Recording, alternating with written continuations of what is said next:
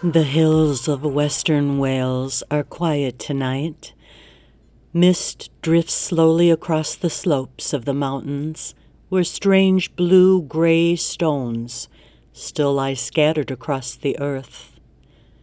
For thousands of years, local legend has claimed these stones held unusual powers that could heal the sick or restore the injured. And long ago, someone decided those stones needed to travel nearly 200 miles to a place we now call Stonehenge. Good evening, night watchers and fellow travelers. This is Sunny with Nite Muse Media, broadcasting tonight from somewhere above the 45th parallel, where the nights are long and the stars still have plenty of stories to tell. In our last episode, we explored how Stonehenge may have shaped sound itself, reflecting voices and drums and instruments inside the circle of stones. Tonight, we follow another mystery, not how the stones sounded, but where some of them came from, because a number of the stones that form Stonehenge were not quarried anywhere nearby. They came from a distant land. Among the towering stones at Stonehenge are smaller pillars known as the bluestones. These stones have a distinctive bluish tint when freshly broken. Modern geological studies have traced their origin to the hills of western Wales, nearly 200 miles away. Now imagine the effort required to move stones weighing several tons across rivers and hills, forests and open plains, without wheels, iron tools, or modern engineering. It would have taken hundreds of people carefully planning and an extraordinary amount of determination, which raises the obvious question, why go to such trouble? Why not use stones much closer to the site? Long before archaeologists began asking that question, local folklore offered an answer.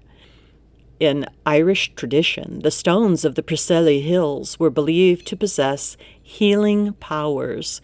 Some legends claimed that sleeping on certain stones could cure illness. Others suggested the rocks themselves carried special energy from the land. Stories like these were passed down through generations, and while folklore alone cannot prove ancient beliefs, archaeology has uncovered something intriguing. Excavations around Stonehenge have revealed the remains of people buried nearby thousands of years ago. Several of those skeletons show evidence of serious injuries and disease, broken bones that had partially healed, physical deformities, and signs of chronic illness. Some archaeologists believe that individuals may have traveled to Stonehenge seeking ritual healing, like traveling to the Fountain of Youth, perhaps hoping the stones themselves held restorative powers. Nearby, at a large settlement known as Durrington Walls, archaeologists have found evidence that thousands of people may have gathered in the region during seasonal events. There was most probably large feasts, temporary dwellings, ceremonial activity, all suggesting that Stonehenge was not simply a monument, but a destination.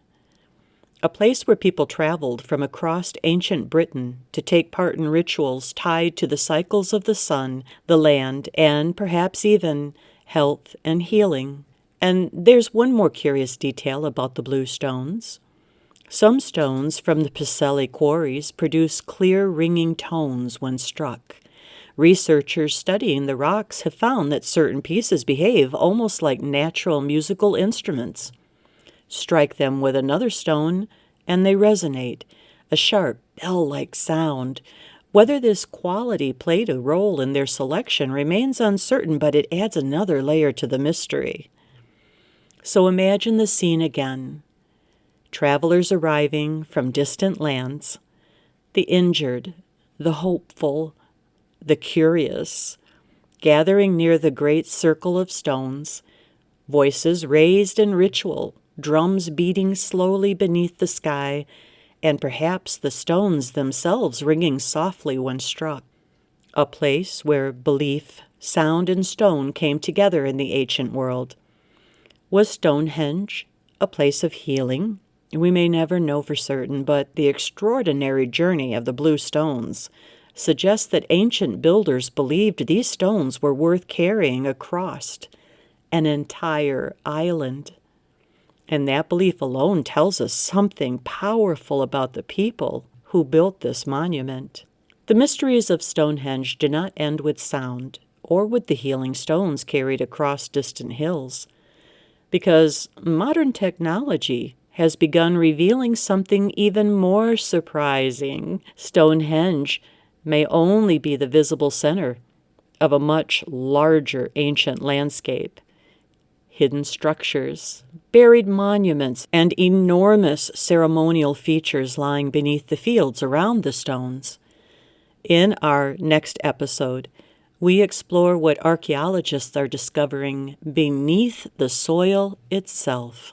Follow the signals, question the noise. I'll see you on the night side.